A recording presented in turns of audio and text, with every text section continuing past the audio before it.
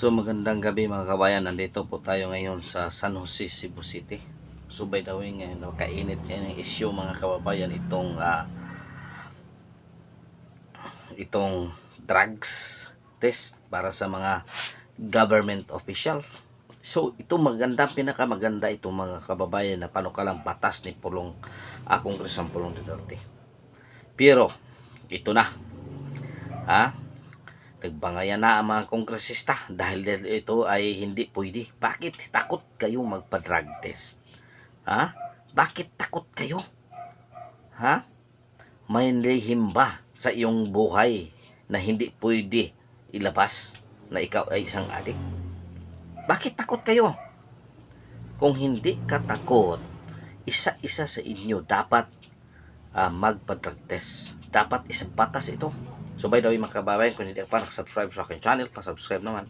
Pa-like and share ang ating video para maragdagan ang ating mga subscriber mga kababayan. Patuloy tayo mga kababayan. Bakit takot kayo?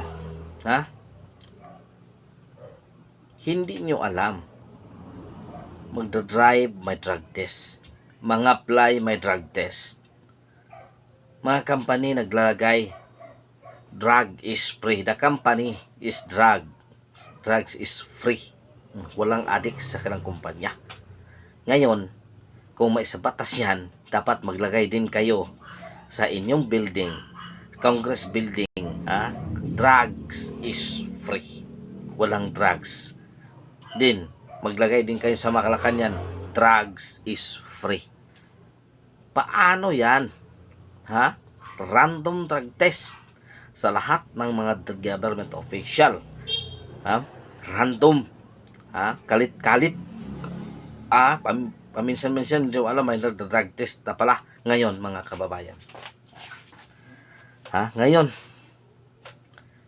lahat ng mga government official magpa-drug test. Ngayon, sino mag-drugs test ng presidente? May tao bang mag-random drug test sa presidente? May pumasok ba sa Malacanang para i-drug test ng random drug test ang presidente? Hindi ka makapapasok mga kababayan. Hindi ka makapapasok sa loob ng Malacanang kung wala kang appointment sa presidente.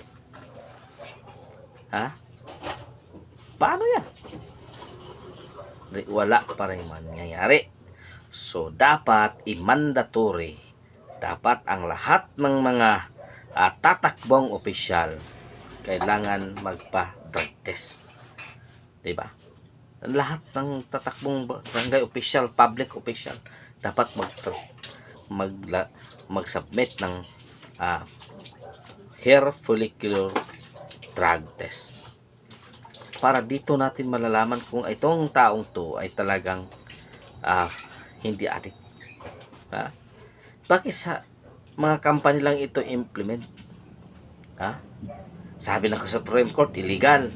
Sa to pa, ibig mo sabihin Supreme Court, yung mga company na naglagay ng ganyan, illegal din. Illegal din. Tapos kung mga government official, illegal. Pero kung mga company workers, hindi illegal. So bakit hindi nyo binigyan ng sanction itong mga company na illegal pala kung ganyan ang klaseng pamamaraan? May drugs test na kasama ang requirements. Tapos ang Supreme Court illegal daw. Random pwede. Yan ang pagkakamali ng ating batas sa mga kababayan. Dapat maipasa ito ng batas na ito. Maipasa ito ng batas. Dapat from the Supreme Court lowest the ranking officials in the government kinahanglan mag-submit ng drug test. Tapos meron pa ding itong random. Paano ang presidente? Hindi ka makalapit sa presidente kung i-random mo yan. Totoo ba ako? Sino bang lahat ng mga tao sa ibaba ay under niya? Paano i-random ang presidente?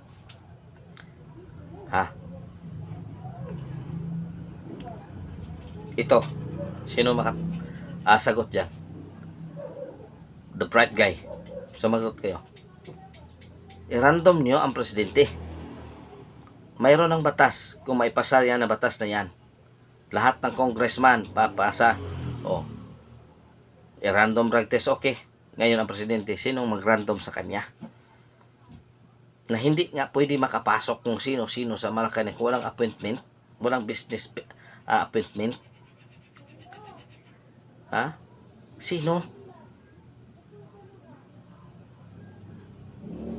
Yung batas, napakaganda ng batas. Bakit maraming congressman na umiiyak na ng ganito?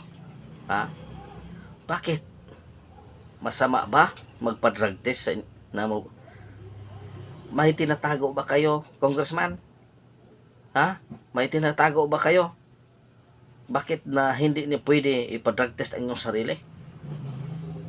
Kay mambabatas kayo, hindi pwede? Ganyan ba? Ha? Napakatanga ninyo. Kami mga factory worker, company worker, may drug test kami, tapos kayo wala. Kaya easy-easy nyo lang gagamitin ang pera ng tampayan kung saan-saan. Kasi yung iba dyan, mga kababayan, maganda mag-speech, magandang magsalita in the front of the camera kasi may tama. Di ba? May tama yan. Kasi yan ang totoo mga kababayan, may tama.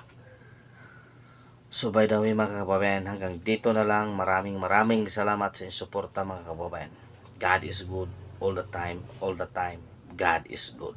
Bit Senior kaninyong tanan mga kababayan. Maraming salamat.